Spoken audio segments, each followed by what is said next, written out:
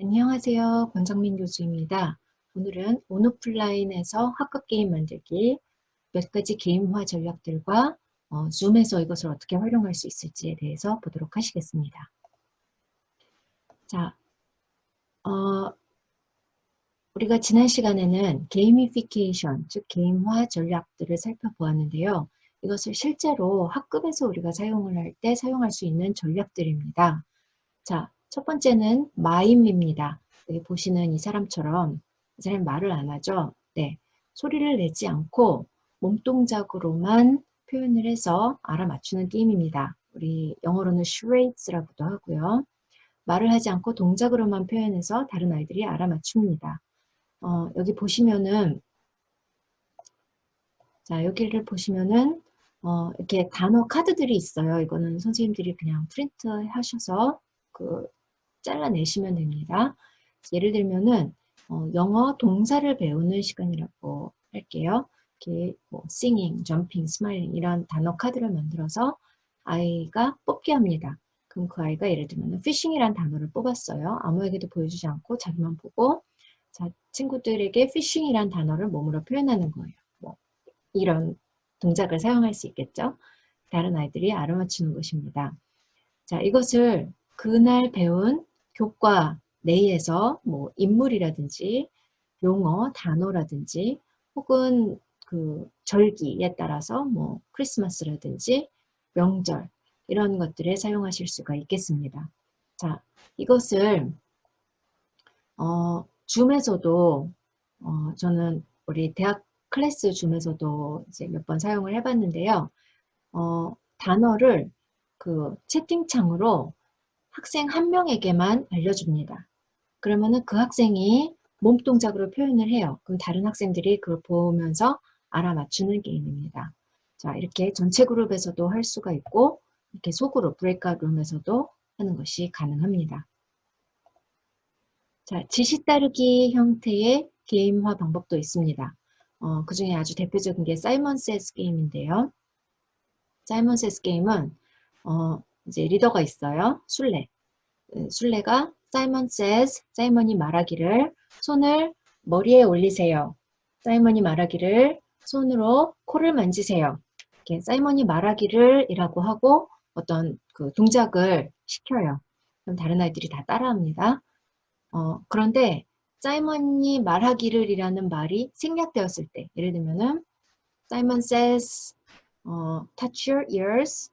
사이먼이 말하기를 뭐 코를 만지세요. 점프하세요. 자, 그러면은 그 점프하세요는 따라하면 안 돼요. 왜냐 그 앞에 사이먼 세스 혹은 사이먼이 말하기를이 붙지 않았기 때문입니다. 자, 그런 식으로 지시 따르기 방법이 있고요. 눈 가리고 지시 따르기. 그래서 모든 학생들이 눈을 감고 선생님이나 학생이 말로만 하는 지시에 따르는 그러한 놀이 방법이 있고요. 혹은 말하는 것을 따라하고 행동은 따라하지 않는 그러한 놀이 방법도 있습니다. 예를 들면은 제가 이렇게 하면서 코를 만지세요 하면은 제 행동을 따라 하면 안 되고 제가 말하는 것, 코를 만지세요 라고 한 그 행동을 다른 아이들은 해야 됩니다. 그런 방식의 게임화 방법이 있고요. 이거 역시 줌에서 전체 그룹으로도 할 수가 있고요. 이 중에 한 명을 술래로 정해서 그 아이에게 뭐 사이먼 세즈라든지 뭐 이렇게 술래가 해야 되는 것들을 시키고요. 나머지 아이들은 그 아이를 보면서 하면 되겠습니다. 혹은 소그룹으로 나눠서 각 그룹 안에서 해도 괜찮습니다. 자, 그 다음에 빙고 게임이 있어요. 자, 이렇게 우리가 가장 익숙한 빙고 게임은 이런 식으로 숫자판이 있죠. 5 곱하기 5의 숫자판이 있고 여기에 숫자들이 적혀 있는데 이 안에 적는 내용을 선생님 마음대로 자유롭게 바꾸실 수가 있습니다. 예를 들면 숫자를 배우는 시간이다. 그럼 1부터 25를 쓰게 한다든지 혹은 100 이상의 숫자를 배워야 하는 시간이다. 그러면은 뭐 100에서 125 사이의 숫자 혹은 뭐 500에서 1000 사이의 숫자 이런 식으로 학생들이 숫자를 쓰게 하는 방법입니다. 그 다음에 선생님이 숫자를 하나씩 뽑을 때마다 거기에 이렇게 종이판 위에 이렇게 토큰, 종이로 만든 토큰을 올려놓거나 아니면은 연필로 그냥 칠해서 지워 나가게 하는 그런 방법이 있고요. 혹은 파워포인트 템플릿을 이용할 수가 있습니다. 그래서 온라인에 찾아보면은 빙고를 위한 파워포인트 템플릿이 많이 있거든요. 그래서 이제 전체 학급이 같이 게임을 할 때 사용하실 수가 있고요. 그 다음에 줌으로 할 때도 그런 파워포인트 템플릿을 사용해서 화면 공유를 해서 하실 수가 있습니다. 자, 여기에 이 오른쪽에 보시는 것은 리딩 빙고라고 써 있는데요. 실제로 이거는 미국 초등학교들에서 굉장히 많이 흔하게 사용하는 방법이고요. 이거를 프린트를 해서 아이 집에 보냅니다. 그럼 아이가 한 달 동안 여기에 있는 활동들을 다 해서 가져오는 거예요. 혹은 뭐 빙고를 만들어서 가져오는 거예요. 이 안에 내용은 이건 지금 리딩 빙고이기 때문에 리딩에 관련한 그러한 내용들이 들어가 있어요. 뭐 다른 사람이 골라주는 책 읽기, 밖에서 읽기, 평소보다 오래 읽기, 코코아를 마시면서 읽기, 토요일에 읽기, 뭐 이런 식으로. 그래서 이거 이렇게 그 과제 중심으로 빙고판을 아이들에게 보내서 할 수가 있습니다. 자, 숫자, 구구단, 교과 내용, 역사인물 등 다양하게 활용이 가능합니다. 자, 퀘스트 방식의 게임화 방법이 있는데요. 퀘스트란 목적이 있는 미션을 의미합니다. 자, 여기 미션 카드들이 있는데요. 이렇게 카드에다가 미션을 적어서 아이들한테 과제를 하게 할 수가 있습니다. 그냥 단순히 아이들한테 너희 이거 해라 라고 하는 것보다 미션 카드라든지 혹은 뭐 이렇게 화면이라든지 해서 아이들에게 이것이 너의 미션이다 라고 줬을 때 아이들은 훨씬 더 그 미션을 수행해야 되는 캐릭터로서의 아이덴티티를 갖고 더 적극적으로 참여를 할 수가 있습니다. 자, 예를 들면 책을 읽을 때 미션을 줄 수가 있는데요. 뭐 단순히 뭐 책 읽으세요 이게 아니라 책을 읽을 때 그 안에서 캐릭터가 몇 명이 나오는지 찾으세요 라는 미션, 혹은 뭐 어떤 사건이 가장 먼저 일어나는지 찾으세요, 이런 식으로 미션을 줄 수가 있고요. 미션을 성취하면은 보상을 주어야지, 네, 그래야지 게임이겠죠. 네, 이것도 역시 온라인으로 실시간으로 줌에서 할 수가 있는데요. 미션을 이렇게 파워포인트에 이렇게 좀 미션스럽게 이렇게 그 포장을 해서 그다음에 화면 공유를 통해서 아이들에게 미션을 주는 그러한 방법을 사용하시면 되겠습니다. 자, 배지. 무엇을 마스터하면은 배지를 주는 것. 여러분들 그 온라인 게임을 해보셨으면 이렇게 배지를 모으잖아요. 네. 그런데 그냥 주는 것이 아니라 이렇게 마스터를 했을 때 어떤 기술을 완전히 익혔을 때 보통 배지를 받거나 혹은 미션을 성취했을 때 배지를 받습니다. 우리가 오프라인에서는 스티커를 받는다든지 도장을 받는다든지 하는 것도 이런 배지의 개념이 될 수 있겠는데요.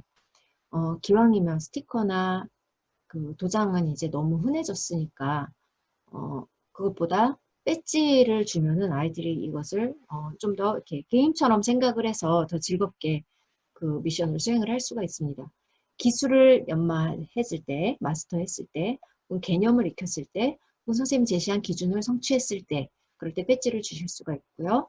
아이들이 여러 가지 배지를 모을 수 있게 선생님께서 이렇게 여러 가지 배지를 준비를 하실 수가 있어요. 뭐 이런 진짜 배지는 많이 준비하시기는 어려울 것 같고요. 온라인으로 이렇게 다양한 그래픽을 이용해서 그 성취 내용에 맞는 그런 배지들을 준비를 하실 수가 있는데요. 네, 이렇게 게임 배지처럼 만들어준다면 아이들이 더 좋아할 것 같고요. 온라인 배지 메이커가 있어요. 그래서 이 사이트에 제가 지금 그 캔바가 무료로 사용하실 수 있는 사이트거든요. 여기 가서 선생님께서 직접 배지를 만드실 수가 있습니다. 여기 이런 식으로 네, 이렇게 해서 선생님이 이거를 여러 장을 프린트를 해서 오프라인 수업에서는 이거를 이제 프린트를 해서 배지처럼 이렇게 아이들에게 주어서 모으게 할 수도 있고요. 온라인이라면은 배지를 만들어서 이 이미지를 저장을 해서 그다음에 아이들이 무엇을 성취할 때마다 이 배지를 선생님께서 보내주시는 방법으로 그 줌 채팅창에 그 아이에게 보내주시는 방법으로 그렇게 하실 수가 있겠습니다. 자, 그 다음에는 퀴즈형 그 게임화 방법이 있습니다. 퀴즈를 내는데요. 이렇게 카드에서 고르게 할 수 있는 방법이 있고요. 혹은 파워포인트로 이런 식으로 제시를 할 수가 있습니다. 이렇게 번호를 누르면은 아이가 뭐 9번이요. 그러면은 9번을 누르면은 거기에서 퀴즈가 나오는 거죠. 교과 내용을 갖고 퀴즈 대회를 열 수도 있어요. 자, 그럼 대회는 이제 컴피티션이죠. 경쟁이죠. 개인 대항, 팀 대항, 시간 대항 등이 가능합니다. 이렇게 문제를 하나 맞출 때마다 뒤에 숨겨진 그림을 공개할 수도 있고요. 자, 이런 템플릿도 다 온라인에 있으니까 검색을 파워포인트 퀴즈 템플릿 이렇게 검색을 하시면은 많은 템플릿을 찾으실 수 있습니다. 혹은 이런 식으로 그 퀴즈 게임, TV에서 하는 퀴즈 게임, 이건 이제 윌 오브 포춘이라는 유명한 게임인데요. 이런 식으로 줌에서도 선생님의 화면 공유를 통해서 퀴즈 게임을 하실 수가 있겠습니다. 자, 퀴즈 경주가 있는데요. 이것은 이제 오프라인에서 할 수 있는 방법인데요. 줄을 그어놓고 모든 아이들이 이 시작선에 서서 같이 출발을 해요. 그런데 선생님이 퀴즈를 내요. 그래서 맞춘 아이는 앞으로 한 1보, 틀린 아이는 뒤로 1보 이런 식으로 해서 아이들이 이 피니시 라인까지 가게 하는 그러한 퀴즈 놀이이고요. 이것은 수업 내용을 배우기 전에 아이들의 호기심을 자극하기 위해서 사용할 수가 있고요. 예를 들면은 수업을 배우기 전에 예를 들면은 물은 고체, 액체 상태만 가능합니다. 라는 이제 퀴즈를 줘요. 그럼 그것이 맞다고 생각하는지 틀리다고 생각하는지 물어보고 제목 이제 답은 틀린 거잖아요. 네. 자, 그렇게 미리 퀴즈를 아이들한테 던져놓고 아이들이 한번 생각해 보게 하면은 그것에 대해서 그 수업 시간에 배울 때 아이들이 훨씬 더 경청을 합니다. 특히 자기가 틀렸던 문제에 대해서는 더 경청을 하게 돼요. 그래서 이렇게 사전 지식이 많이 없는 아이들, 그다음에 공부 시간에 집중하기 싫어하는 아이들에게 더 효과적일 수 있는 그러한 게임인데요. 여기서 이제 위너와 루저가 이제 너무 눈으로 보이게 되니까 모든 아이들이 위너가 될 수 있도록 선생님이 퀴즈의 난이도를 적절히 조절을 해서 주시면 좋겠습니다. 수업 내용을 배운 후에 복습용으로도 사용이 가능합니다. 자, 이것을 온라인 줌으로 한다면은 이렇게 보드를 선생님께서 온라인에서 다운로드를 받아서 파워포인트에 놓으시고 그 다음에 이렇게 사람 아이콘을 넣고 이때는 파워포인트를 잠시 이렇게 그 프레젠테이션 모드에서 나가서 퀴즈를 내시고 그 아이가 뭐 맞으면은 이렇게 이런 식으로 말을 옮겨주시는 이러한 방법으로 게임을 하실 수가 있겠습니다. 자, 그 다음에 True or False 게임이 있습니다. 선생님이 퀴즈를 내요. 퀴즈를 내면은 아이들이 맞다고 생각하면은 true다 엄지를 올리고요. false다 그럼 엄지를 내립니다. 혹은 맞다 동그라미 틀렸다 x 이런 식으로 할 수 있는데요. 오프라인 수업 그 대면 수업에서 당연히 사용할 수 있는 방법이고요. 그 다음에 줌으로 온라인 수업에서도 활용을 하시면은 굉장히 좋습니다. 아이들이 굉장히 재밌어하고 누가 O를 했나 누가 X를 했나 이런 식으로 서로 굉장히 관심 있게 보게 되고요. 그 다음에 또 한 가지 이것을 활용할 수 있는 좋은 방법은 아이들에게 답을 가르쳐 주지 않는 거예요. 이게 true인지 false인지 답을 가르쳐 주질 않고 먼저 물어봐요. 그래서 어떤 아이들은 뭐 O를 하고 어떤 아이들은 X를 하겠죠. 네. 그 다음에 아이들을 소그룹으로 보냅니다. 브레이크아웃 룸으로 보내요. 그래서 그 브레이크아웃 룸 안에서 아이들이 자기들끼리 토론을 하게 해요. 그러고선 다시 전체 그룹으로 모여서 선생님이 똑같은 질문을 다시 합니다. 자, 이것은 true일까요? false일까요? 했을 때 아이들에게 다시 문제를 내면요. 아이들의 답이 정답 쪽으로 훨씬 쏠려 있는 것을 보시게 될 겁니다. 네. 자, 그런 즐거운 게임 방법이 있습니다. 자, 그 다음에 이야기 만들기 게임인데요. 교과 내용에서 나온 단어를 카드에 쓴 후 바구니에 넣습니다. 랜덤으로 뽑아서 나온 단어로 아이들에게 문장을 만들게 합니다. 예를 들면 이렇게 단어 카드, 영어 시간이다 그러면 이렇게 단어 카드를 만들어서 넣고 그 다음에 여기서 뽑은 단어로 문장을 만들게 할 수가 있고요. 이게 영어가 아니고 사회 시간이다, 역사 시간이다, 혹은 과학 시간이다. 그러면은 수업 때 배운 그러한 단어들, 수업 내용에 나온 그 단어들을 카드를 만들어서 넣고 그 다음에 뽑아서 아이들이 그 단어를 넣어서 문장을 만들게 합니다. 자, 그거는 이제 쉬운 방법이고요. 거기서 한 단계 더 나아간다면은 단어 카드를 한 장씩 계속 뽑아서 스토리를 이어나가게 하는 거예요. 자, 그런데 이제 역사라면은 이게 다 순서가 있잖아요. 근데 이 단어 카드를 뽑는 것은 순서가 다 뒤죽박죽이 될 수가 있기 때문에 아이들이 상상으로 그 역사의 인물이라든지 사건을 갖고 상상 이야기를 또 만들어낼 수가 있겠습니다. 자, 이건 역시 오프라인에서는 이제 바구니에 넣어서가 할 수가 있고요. 줌에서는 선생님이 이렇게 단어를 화면 공유를 해서 그렇게 보여줄 수가 있고요. 그 다음에 단어 전체를 보여주고 아이들이 고르게 해서 그렇게 해서 이야기 만들어 나가기를 할 수도 있고요. 혹은 그 주사위 같은 것을 이용해서 주사위를 던져서 랜덤으로 그 단어를 선택해서 그렇게 해서 이야기 만들어 나가기를 할 수가 있겠습니다. 자, 그 다음에 휠 돌리기를 이용한 게임화 방법이 있는데요. 휠에 문제, 과제, 포인트, 혹은 이름이라든지 숫자라든지 휠에 선생님 필요한 것을 써 놓은 후에 돌리는 방법이에요. 근데 이런 식으로 오프라인에서 할 때는 실제로 휠을 만들어서 할 수도 있겠지만 이렇게 온라인으로도 휠이 있습니다. 제가 이것을 지금 보여드리려고 해요. 휠 돌리기. 자, 그래서 여기 이렇게 휠이 있습니다. 이게 온라인 휠이에요. wheelofnames.com. 제가 좀 전에 저기 파워포인트에서 링크를 걸어 드렸고요. 이렇게 해서 휠을 돌리면은 얘가 자동으로 이렇게 돌아갑니다. 그래서 4에 걸렸어요. 그럼 4조가 발표를 하는 거예요. 근데 이 휠의 좋은 점은 이거를 바꿀 수가 있다는 거예요. 예를 들면은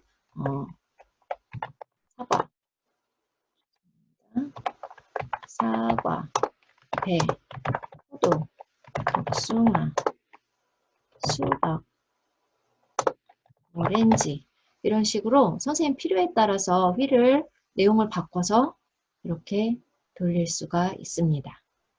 네, 재밌죠? 네.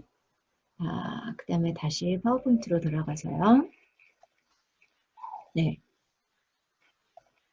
그 다음에 보드게임을 이용하는 방법이 있는데요. 반 보드게임을 직접 선생님께서 제작을 하시는 거예요. 자, 큰 전지에다가 이렇게 그리셔도 되고요. 제가 또 공유를 해드리겠습니다.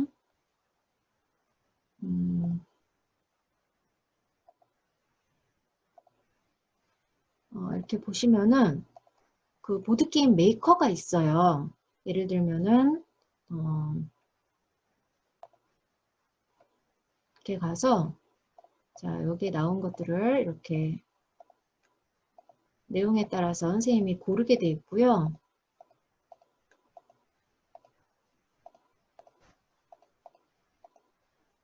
자, 이런 식으로 하면은 여기서 이렇게 보드 게임을 만들어줍니다. 그림을 넣어서. 네. 이렇게 보드게임 만드시는 방법도 있고요. 아니면은 구글에 가서 블랭크 보드게임이라고 치시면은 이렇게 많은 종류의 템플릿이 나옵니다. 그래서 여기 있는 것 골라서 쓰시거나 따라서 그리시거나 그래도 될 것 같아요. 자, 그래서 다시 파워포인트로 돌아가겠습니다. 자, 개별 진도를 표시하는 방법이 있고요. 이거를 이제 학급 벽에다 걸어놓고 말을 여기다가 설치를 해서 할 수도 있고요. 팀별 대항도 가능합니다. 그런데 여기에 이제 개별 아이를 표시할 경우에 그 아이들 간에 이게 이제 눈으로 보이잖아요. 누가 잘하고 있고 누가 뒤처지고 있는지가 눈으로 보이잖아요. 근데 그것이 항상 가장 좋은 교육이지는 않습니다. 네, 사실은 안 좋을 때가 더 많을 수도 있어요. 네, 그래서 이것을 선생님께서 아주 잘 사용을 하셔야 되는데 팀별 대항, 그러니까 팀의 점수를 합산을 해서 하는 방법이 있고요. 아니면은 모든 아이들이 다 위너가 될 수 있도록 그렇게 과제를 주시는 그런 방법이 있겠습니다. 제가 여기 그 보드게임 만들 수 있는 그런 링크들을 걸어 놓았습니다. 자, 이렇게 여러 가지 보드게임 템플릿이 있고요. 자, 이제부터는 줌에서는 좀 활용하기 어렵고 대면 수업 안에서 할 수 있는 그런 나머지 게임화 방법들을 보도록 하겠습니다. 자, 골을 넣는 건데요. 질문에 대한 답을 맞추면 보상으로 아이가 공을 던져 골에 넣을 수 있는 기회를 주는 것입니다. 이렇게 교실 내에 이 선생님은 이렇게 농구 골대를 설치를 했고요. 아니면 이렇게 바구니나 쓰레기통 등을 이용을 할 수가 있습니다. 그래서 공이 들어가면 2점, 뭐 이런 식으로 점수를 줄 수가 있고요. 팀별 대항을 가능하게 할 수 있습니다. 자, 패스 게임 방식이 있는데요. 작은 공이나 콩주머니, 부드러운 장난감을 던지는 게임이에요. 근데 던질 때 그냥 던지는 게 아니라 어떤 단어를 말하면서 던지는 건데 그날 배운 내용에 뭐 영어 단어 혹은 뭐 그날 과학 시간에 배운 용어, 체육 시간에 배운 용어 이런 것들을 말을 하면서 던지는 거예요. 받은 사람은 또 다른 사람에게 던지며 그 단어를 또 새로운 단어를 말해야 되고요. 떨어뜨리거나 잘못 단어를 말하면은 아웃이 되는 겁니다. 자, 한 명의 우승자가 남을 때까지 계속합니다. 자, 액션 경주라는 방법이 있는데요. 한쪽에서 다른 쪽으로 가는데 특정 행동을 하면서 가는 거예요.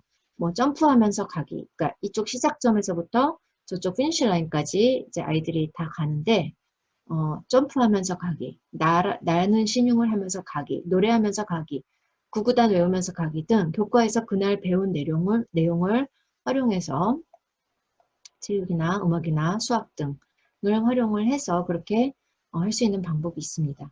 자, 아이들이 보통 수업 시간에 공부를 할 때 머리로만 보통 하잖아요.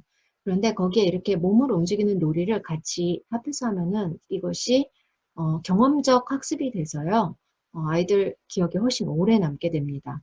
그리고 아이들에게 동기부여도 되고요. 그래서 이러한 방법들을 사용하실 수가 있고요. 교실 내에서도 책상 의자 좀 치워놓고 하실 수가 있습니다. 자, 그 다음에 시간 폭탄 방법이 있는데요. 타이머를 준비를 합니다. 그래서 교사는 질문을 하며 그 타이머를 학생 1에게 던져요. 자, 근데 타이머 이제 시간을 맞춰놓는 거 예를 들면 3분 이런 식으로 시간을 맞춰놓고 학생 1한테 던지면서 이제 질문을 해요. 그럼 학생 1이 대답을 해요. 그러고서 그 타이머를 교사한테 다시 던집니다. 교사는 학생 2번, 3번, 4번한테 이렇게 계속 던지는 거예요. 그래서 학생들은 교사랑 계속 주고받는 건데 그러다가 타이머가 울리는 시간에 그 타이머를 갖고 있게 되는 학생이 이제 아웃이 되는 겁니다. 혹은 교사, 학생 이런 방식으로 할 수도 있지만 교사, 학생 이렇게 할 수도 있고 그 질문도 학생이 만들어서 해도 좋습니다. 그 외에 교실 게이머에서 활용 가능한 소품들, 안대, 주사위, 이거는 요가 블럭인데요. 이렇게 그냥 가벼운 그 스티로폼으로 만든 블럭 같은 거를 이용해서 몸으로 놓는 거예요. 위에 올라가서 서 있는 균형을 잡고 서 있기를 한다든지, 뭐 이 위에 최대 몇 명이 올라갈 수 있는지 본다든지, 뭐 이런 블럭을 여러 개를 준비를 해서 서로 협력적인 놀이를 한다든지 그런 방법이 있고요. 풍선, 이거는 이제 공처럼 이렇게 던지면서 토스를 하면서 놀 수가 있고요. 이것은 이제 나무로 만든 발판 같은 건데요. 이것도 이 요가 블럭이랑 비슷하게 사용을 하실 수가 있고요. 이거는 이제 끈이고요. 끈은 이제 여러 명이 이렇게 잡고선 뭐 여러 가지 게임을 할 수가 있습니다. 그 다음에 이거 카드, 선생님이 직접 만든 카드 이런 것들이 교실에서 사용하실 수 있는 소품이 되겠습니다. 자, 몇 가지 룰이 있습니다. 우선 소외되는 아이가 없게 해야 됩니다. 장애아동이나 소심한 아이, 친구가 많지 않은 아이, 혹은 좀 느린 아이, 이런 아이가 소외되지 않도록 선생님께서 잘 디자인을 해야 되고요. 그 다음에 지나친 경쟁보다 모두가 위너가 되게 해야 됩니다. 자, 보상을 이용한 컨트롤을 하려는 경우가 많이 있는데요. 이것이 사실은 게이미피케이션의 어떤 윤리적인 문제가 되기도 합니다. 비판받게 되는 한 가지 이유이기도 하고요. 예를 들면은 저희 아이의 학교 선생님이 저희 아이가 초등학교 2학년 때였는데 그 학교는 1년에 책을 100권을 읽는 그러한 과제를 학생들에게 줍니다. 근데 선생님께서 그거 아이들이 책을 100권을 읽게 하기 위해서 어떻게 하냐면은 복도에 그 아이들 이름을, 전지에다가 아이들 이름을 쭉 써놓고 스티커를 붙여요. 그래서 그냥 네모난 색깔 스티커를 붙여서 그 막대 그래프를 만드시더라고요. 그래서 그 학교의 모든 아이들과 그 학교에 찾아오는 모든 부모들이 누구나 볼 수 있도록, 누가 몇 권 읽었는지, 그 다음에 그 반 아이들 중에서 누가 가장 지금 많이 읽었고 누가 가장 적게 읽었는지를 누구나 볼 수 있게 그렇게 디스플레이를 해 놓으셨더라고요. 네. 자, 그것은 사실은 굉장히 안 좋은 게임화 방법입니다. 왜냐하면은 그렇게 아이들이 일단 수치스러움을 느낄 수가 있고요. 그 다음에 책을 100권을 읽는 것이, 그 목표 자체도 사실은 문제가 있지만 그것을 빨리 하는 것이 사실 그렇게 중요한 것은 아니거든요. 책을 그렇게 되면 아이들이 책을 쉽고 빨리 읽을 수 있는 글씨가 적은 그러한 그림책을 고르는 확률이 굉장히 높아집니다. 그 다음에 제대로 보지도 않고 후다닥 보고선 다 읽었다고 보고를 하고, 그렇게 해서 아이들이 거기서 배우는 것이 무엇이냐, 책을 제대로 읽고 책을 이해하고 독서의 그러한 자세를 제대로 배우기보다는 남에게 보여지는 것이 중요하다. 그 다음에 먼저 성취하는 것이 중요하다. 이러한 잘못된 가치를 아이들이 배우게 됩니다. 그래서 그것을 우리가 잠재적 교육과정이라고 하는데요. 그 활동을 통해서 나는 A라는 그러한 것을 아이들이 배우기를 원했지만 사실은 아이들은 B라는 것을 배운 거예요. 근데 게이미피케이션에서는 그러한 잠재적 교육과정을 배우게 될 가능성이 굉장히 높을 수가 있습니다. 선생님께서 제대로 디자인을 하지 않으시면. 그래서 굉장히 그 신경을 써서 디자인을 해야 되고요. 항상 그 디자인을 하실 때에는 이것이 정말로 내가 의도하고자 하는 것을 아이들이 배우는가, 이것을 항상 점검을 하셔야 됩니다. 네, 이상 학급에서 할 수 있는 게임화 방법들을 알아보았습니다.